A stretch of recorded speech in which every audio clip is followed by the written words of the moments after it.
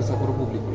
Extraordinar, extraordinar. Știam publicul din Fetești pe timpul festivalului, când veneam la Bob Dobrâu, și seara asta, într-adevăr, a fost extraordinar. O seară minunată și le mulțumim foarte mult acestor minunați spectatori.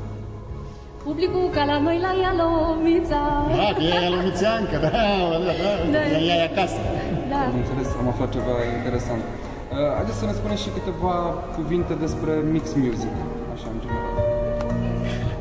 Eu îl cunosc pe Mix Music din Fașă și pe urmă l-am întâlnit pe parcursul activităților dumnealui de impresariat, l-am întâlnit la Piatra Neamț, unde a făcut o treabă minunată, fiind un om de nădejde în preajma primăriei și realizând numeroase obiective și ocupându-se de ele cu hărnicia și cu talentul lui de gospodar, multe activități artistice în diferite domenii și activitățile de copii și activitățile cu adulți, cu activități caritabile, cu tot felul de mecenaturi și uite, acum am ajuns să începem, sperăm, un drum împreună cu cuplul ăsta al nostru, care e un nou început și pentru noi. Faptul că a început această stagiune teatrală în cadrul proiectului cultural 2015 și că piesele de teatru,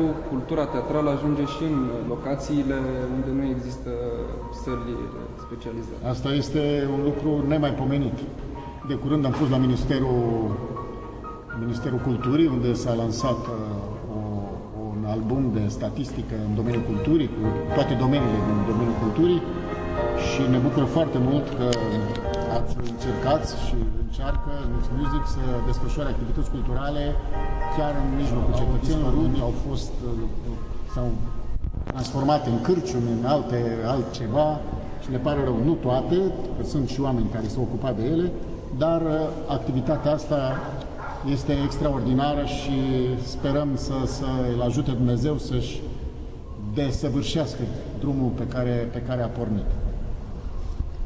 Câteva cuvinte așa de final pentru Mix Music, pentru Marius Gavrilă, pentru cei care participă la evenimentele organizate de această companie artistică. Ce putem să le dorim din tot sufletul? Succes, succes, succes și multă sănătate, că e mai scumpă decât toate, și împliniri în tot ceea ce și-au propus.